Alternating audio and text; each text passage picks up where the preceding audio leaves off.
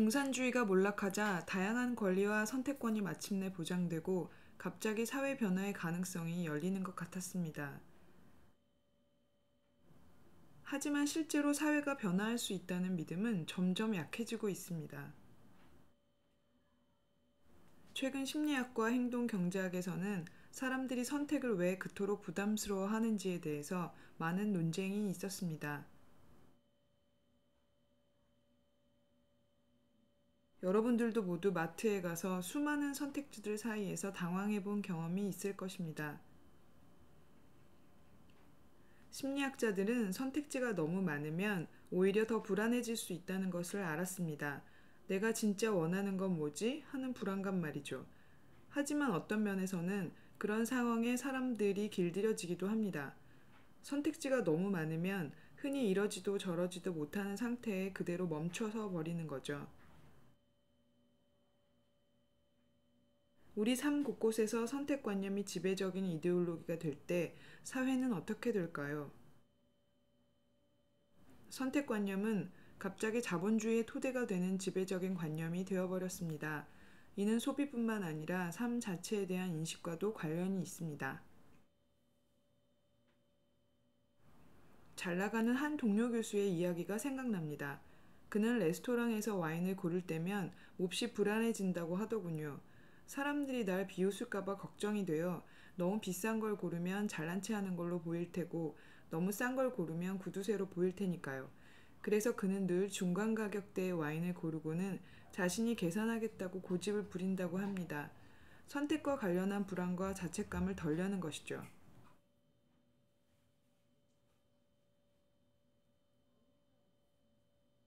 남들이 내 선택을 비웃을까 두려워지는 이유는 남들에게 어떻게든 평가받고 싶어하고 사회, 즉 낙관주의적 정신분석에서 말하는 대타자로부터 인정받고 싶어하기 때문입니다. 따라서 선택이 불안을 유발하는 이유는 다음과 같이 정리해 볼 수 있습니다. 첫째, 우리는 결코 단순히 개인으로서 선택을 하는 게 아닙니다. 사회를 벗어난 개인이 아니라는 말이죠. 보통은 다른 사람들이 선택하는 것을 선택하거나 남들이 내 선택을 어떻게 평가할지를 고민합니다. 바로 이것이 선택이 불안을 유발하는 첫 번째 이유입니다. 선택은 아주 사회적인 문제입니다. 두 번째 이유는 우리가 이상적인 선택을 하기 위해 노력한다는 데 있습니다. 그래서 사람들은 늘 통신사를 바꾸거나 이 사람 저 사람을 만나는 겁니다. 그래도 늘 만족하지 못하죠. 세 번째 가장 중요한 이유는 선택에는 늘 상실이 수반된다는 것입니다. 인생에서 어떤 방향을 선택하면 다른 방향으로 갈 기회는 상실하게 되는 거죠. 상실은 곧 불안을 불러옵니다. 우리 모두 직면해야 하는 상실의 끝은 죽음입니다. 선택의 여지가 없는 거죠. 하지만 우리는 죽음조차 관리하고 연장하고 통제할 방법을 찾으려고 합니다.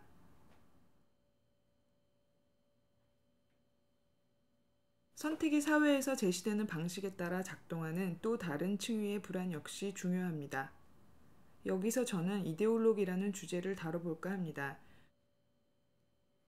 제가 자란 유고슬라비아에서는 어느 누구도 공산주의 이념을 믿지 않았습니다. 당 기관원들조차 마르크스 레닌 책을 읽지 않았죠. 사실 그런 책을 읽는 건 꽤 위험한 일이었습니다. 사람들에게 공산주의 이데올로기에 대한 믿음이 내면화되어 있지 않았던 거죠.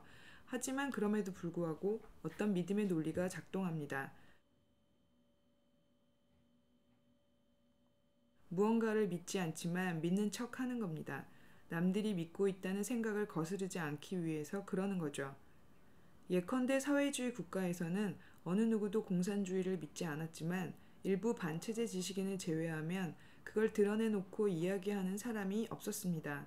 사람들은 타자의 믿음, 사회를 통합한다고 하는 이상화된 대타자를 믿었기 때문입니다. 오늘날에도 이런 믿음에 대한 믿음은 여전히 기능하고 있습니다. 섹슈얼리티에 대한 오늘날의 인식을 한번 살펴보죠. 얼마 전 한 영국 저널리스트가 쓴 에세이를 보니 자신의 성생활이 지루하기 짝이 없다고 솔직하게 고백하면서 이렇게 말하더군요. 내 성생활을 코스모폴리탄 잡지나 다른 남성지에 나오는 섹스는 어떠해야 하고 거기서 얻을 수 있는 쾌락은 무엇이고 하는 이야기와 견주어 보니 그런 쾌락에는 근처에도 도달해 본 적이 없다고 인정하기가 쉽지 않더군요. 그래서 이 비밀은 그냥 저 혼자 간직하기로 했습니다. 하지만 사람들이 그것을 공개적으로 이야기하지 않으면 섹슈얼리티는 환상적인 경험으로 가득한 무엇이라는 믿음에 대한 믿음이 만들어지는 거죠.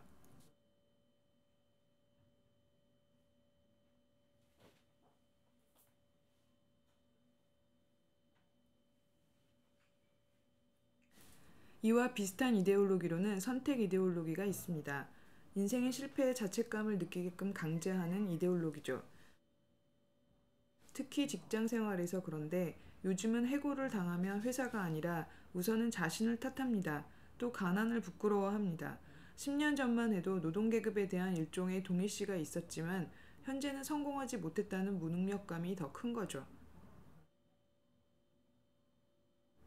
자본주의 이데올로기는 애초부터 누구나 성공할 수 있다는 관념을 이용했습니다. 자수성가라는 관념은 이 이데올로기의 초석이었습니다. 오늘날 이 자수성가 관념은 극단으로 치닫고 있습니다. 누구나 유명인이 될 수 있고 누구나 성공할 수 있다는 관념이 지금 우리 사회를 지배하고 있는 것입니다. 특히 유명인과 관련된 현상들을 보면 참 흥미롭습니다. 과거에는 뭔가 중요한 일을 해서 이를테면 공부를 잘하거나 특별한 기술을 갖고 있거나 해서 유명해지려고 했습니다. 지금은 존재 그 자체만으로 유명해집니다. 그저 빅브라더 같은 리얼리티 프로그램에 나가면 되는 거죠. 정신분석에서는 사회뿐만 아니라 개인에게서도 나타나기 시작한 이런 변화들을 주목해 왔습니다. 제 관심은 사회와 개인을 함께 생각해 보는 것입니다. 프로이트는 문명 속의 불만과 개인의 불만은 늘 함께 간다. 따라서 하나는 다른 하나에 영향을 준다고 했죠.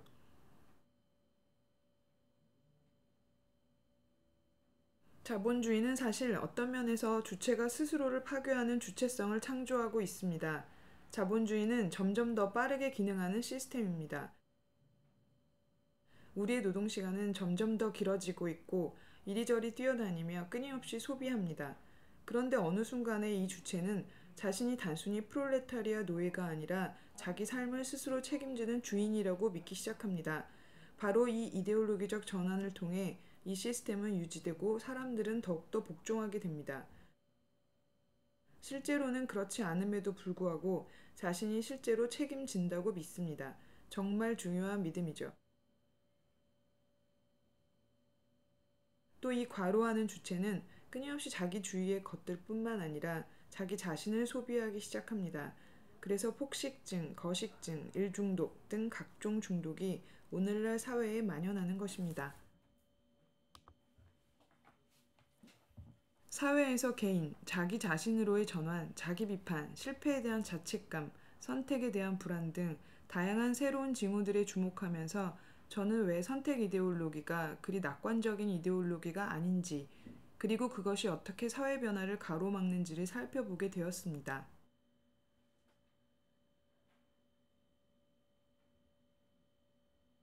이제 오늘날의 정치적 문제, 즉, 왜 그렇게 사회 변화가 일어나지 않는지 살펴보죠.